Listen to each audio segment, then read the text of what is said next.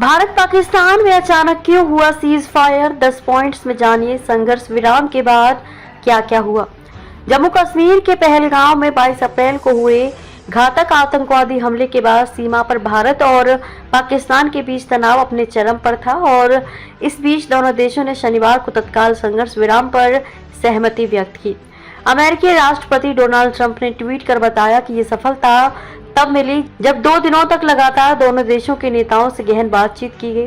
भारत और पाकिस्तान के बीच तनाव तब शुरू हुआ था जब पहलगांव में आतंकियों ने 26 नागरिकों की हत्या कर दी थी। जवाबी कार्रवाई में भारत ने 7 मई को ऑपरेशन सिंदूर शुरू किया, जिसके तहत पाकिस्तान के कब्जे वाले कश्मीर में स्थित 9 आतंकी ठिकानों पर सटीक हमले किए गए। इसके बाद पाकिस्तान ने जम्मू कश्मीर, पंजाब, राजस्थान और गुजरात के इलाकों को निशाना बनाकर ड्रोन हमले किए थे। इन हमलों को भारतीय डिफेंस सिस्टम ने रोक दिया था, लेकिन इन हमलों की वजह से भारत और पाकिस्तान के बीच तनाव और भी ज्यादा बढ़ गया था।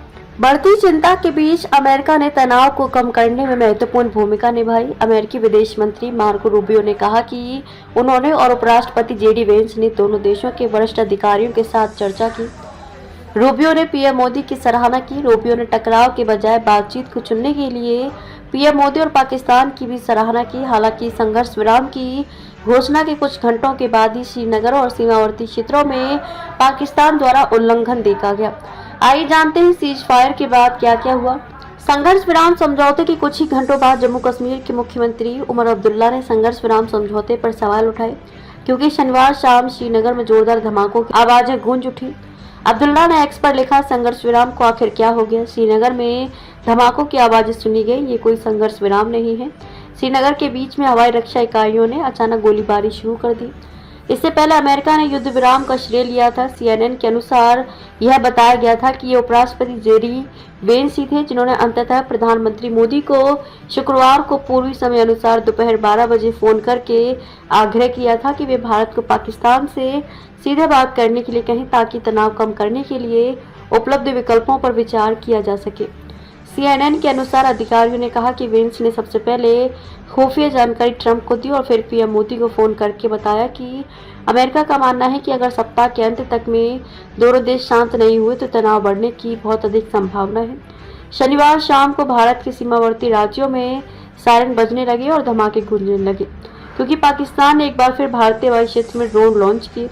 श्रीनगर में जोरदार धमाके की खबर मिली, जबकि उधमपुर और जम्मू क्षेत्र के अन्य हिस्सों में हवाई हमले के सायरन बजने लगे। जम्मू कश्मीर, पंजाब और राजस्थान के कई इलाकों में एहतियात के तौर पर ब्लैकआउट लागू कर दिया गया था, क्योंकि रात में उकसावे की लगातार हो रही घटनाओं में एक और पाकिस्तानी ड्रोन घुसपैठ की बात सामने आई थी। सेना की व्हाइट नाइट कोर ने बताया कि नागरोटा मिलिट्री स्टेशन पर मौजूद एक जवान ने समय रहते कार्रवाई करके संभावित घुसपैठ को नाकाम कर दिया, जिसके बाद दोनों तरफ से हल्की गोलीबारी हुई और कुछ लोग मामूली रूप से घायल हो गए। संदिग्ध की तलाश में तलाशी अभियान भी चलाया गया। विदेश सचिव विक्रम मिस्री ने संघर्ष विराम उल्लंघन के बाद प्रेस वार्ता की और कहा, पिछले कुछ घंटों से पाकिस्तान की ओर से इस समझौते का उल्लंघन किया जा रहा है। भारतीय सेना जवाबी कार्रवाई कर रही है और सीमा पर इस घुसपैठ से निपट रही है। ये घुसपैठ बेहद निंदनीय है और इसके लिए पाकिस्तान जिम्मेदार है। हमारा मानना है कि पाकिस्तान को इस स्थिति को ठीक से समझना चाहिए और इस घुसपैठ को रोकने के लिए तुरंत उचित कार्रवाई करनी चाहिए। चीनी विदेश मंत्री वांग यी ने भारतीय राष्ट्रीय सुरक्षा सलाहकार डोभाल से फोन पर बातचीत की। चीनी विदेश मंत्रालय के अनुसार डोभाल ने कहा कि पहलगाम आतंकी हमले में भारतीय लोगों को गंभीर क्षति हुई है और भारत को आतंकवाद विरोधी कार्रवाई करने की आवश्यकता है। युद्ध भारत का विकल्प नहीं है और यह किसी पक्ष के हित में नहीं है।